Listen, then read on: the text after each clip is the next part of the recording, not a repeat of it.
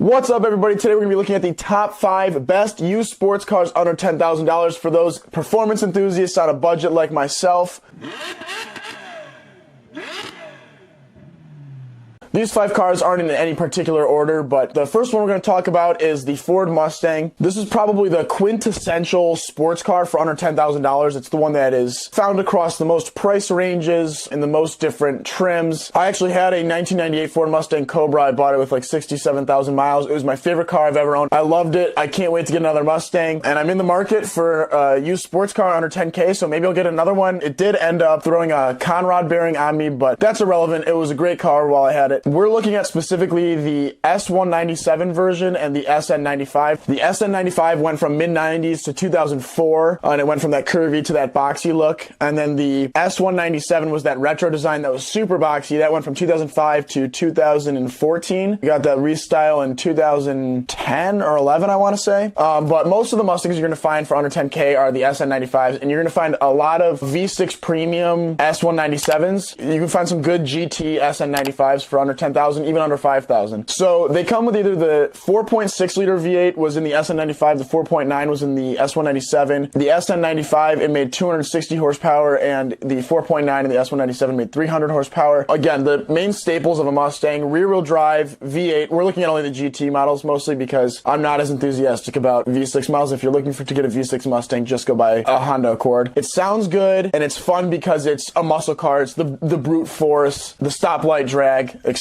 The cons are sort of that you can't do it in the winter. I tried to run that 98 Cobra on summer tires in the winter and it was just brutal. In SN95 models, what you need to look for is miles per year, not total miles. So a 1997 or 98 Mustang GT might have 120,000 miles, but per year that averages out to much less than the national average for driving. So that's something to look for. Keep in mind, like, the age of the car. And then you want to avoid, this is what I put personally, you would want to avoid Cobra models because they're hard to work on and Ford dealerships don't even really know what to do with them. So unless you're a mechanic that specializes in that 4.6 liter Cobra engine, I would avoid Cobras personally. That is at least my experience. When you can just get a GT, put a couple bolt-ons on it, and it's going to be making more than Cobra horsepower anyway. The fourth car I found was the Volkswagen Golf GTI. These are front-wheel drive cars, so some of the pros are that they're good for the winter. They're capable all season, so it could be a daily year-round, which is nice. Prices range from about $5,500 to $10,000 depending on the model. So Mark 5 GTIs are starting at that $5,500 level, and then you get to the Mark 6s in 2013-ish,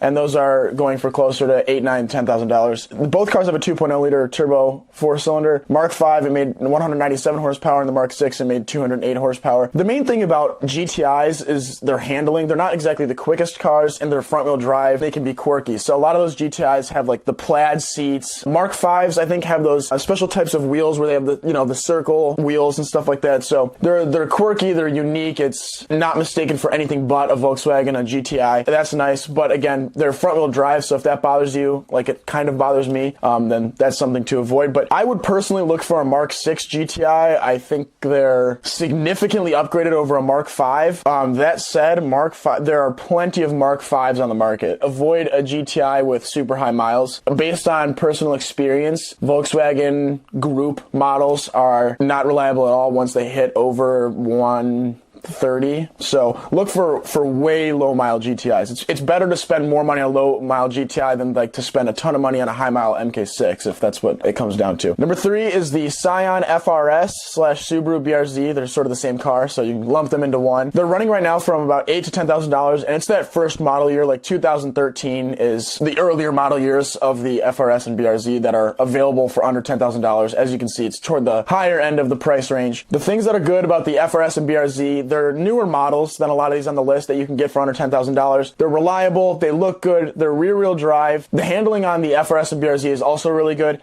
And for those of you interested in modifications, the aftermarket scene for the FRS and BRZ is ridiculous. It's better than most of the cars on this list. There's plenty of opportunities to modify your car, whether that be performance mods or body mods. That's something that's really nice. Again, they're rear-wheel drive, so it's possibly not the best in the winter, but I'd wager to bet that it's better than a Mustang in the winter. And those cars come with the 2.0 liter flat 4-cylinder. It makes 200 horsepower and 151 pound-feet of torque. Then the newer models, I think 2017 and newer, they got like a 5 horsepower bump in each of those. So it's not the most powerful car, which is kind of a downside. But again, this and something like the Miata are more in the game for handling in the first place. Subaru and Toyota got together to build this car. Toyota provided all of the funding essentially, and Subaru provided all of the driving dynamics and the flat 4 and all that stuff. But I would look for the Scion model actually, because a lot of people will say, oh, the Subaru is better, the BRZ is better. It is a marginally better car in terms of suspension tuning and what you get, but all Scion models generally run cheaper than the Subaru BRZ counterpart. They're virtually the same, so the fact that Scions are running, you know, $1,000 cheaper on average is significant in terms of sports car on a budget. And so that's why I would look for a Scion rather than the Subaru, just because they're running cheaper. Now, if you want to spend the extra little bit of cash for like the upgraded infotainment system, the Subaru, be my guest, but I think the FRS is a better bet, at least this time. The third car that I found that fit pretty appropriately on this list was the Hyundai Genesis Coupe. The Genesis Coupe was produced from 2009 or 10 all the way to 2016, and it received a facelift in the 2013 model year, which actually plays a huge role in which type of Genesis Coupe you should get if you're looking for them. The nice thing about the Genesis Coupe is that it looks the part of a sports car. It's rear-wheel drive. You can get an automatic or a manual, and you have 2 different choices of engines. Up until 2013, the Genesis Coupe came with either a 2.0 liter turbocharged 4-cylinder or a 3.8 liter V6. At the time, the Turbo 4 made 210 horsepower and the V6 made 308 horsepower, although the Turbo 4 was nearly as torquey as the V6. In later years, the Turbo 4 got upgraded to 274 horsepower and the V6 got bumped up to 348, but as the model line also progressed past 2013, they ditched the Turbo 4, just exclusively kept the V6. If you're looking for a Hyundai Genesis Coupe, you want to stick with the manual because the automatic's just kind of sluggish, and you also want to try and stick with the V6. In the later years, that's easy because they just offer the V6. However, those years are also sort of out of the $10K price range, as the Genesis Coupe ranges from about $5,500 for the 2010 models to the full $10,000 as you start getting to 2013, 2014, and you can really only find those V6 models with higher miles anyway. The reason you want to stick with the V6 is the Turbo 4 wasn't as fun to drive, and Hyundai didn't quite have that engine down yet, and it was also kind of weak in the 2010, 11, 12 models. So if you're going with one of the older Genesis Coupes,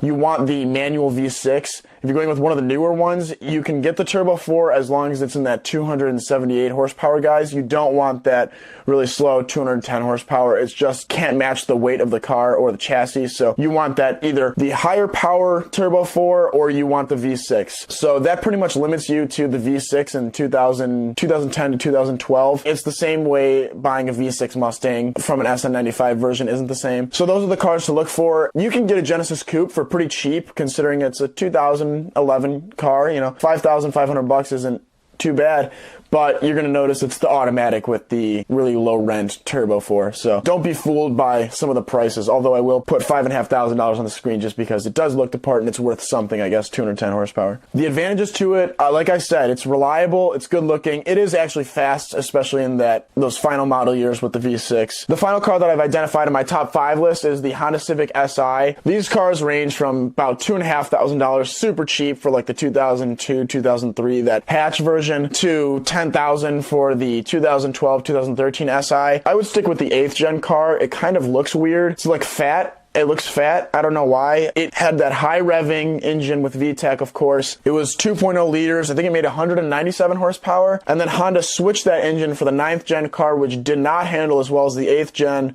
It doesn't rev as high. The engine's 2.4 liters. And that only made 201 to 205 horsepower. So they gained 8 horsepower with another 0.4 liters of displacement, and the engine just didn't rev as much as the first one, which was one of the staples of having a Honda Civic Si. More staples of the Civic Si, they're fun to drive, especially that 8th generation car. They're the most reliable on this list, probably. I guess we haven't seen how the FRS is going to react to time. They're only at most 6-7 years old. And because the Honda Civic Si is front-wheel drive, it's pretty good in the winter, at least better than a lot of these rear-wheel drive cars. And then there's a wide variety of options you can choose from between a hatchback, a sedan, a coupe, and then over the course of at least 3 different generations. The problem with the Honda Civic Si as a used sports car is that it holds its value super well. So as you can see on the screen, there's a lot of models that I scrolled by that had 237,000 miles and were still selling for like $6,000, $7,000, $8,000, which is ridiculous, especially considering their age. It speaks a true testament to how well these cars are built and how reliable and dependable they are. The fact that there's even this many available with 200,000 miles or high 180,000 miles, again, speaks volumes to the build quality of the cars. However, if you're looking for a lower mileage Civic Si, it literally may run more than $10,000 for even an 8th gen car, forget a 9th gen car, 2012 and up. So that's going to be difficult to find a low mileage car in your price range, even for something that's old. Even some of these 2003, 2004 models were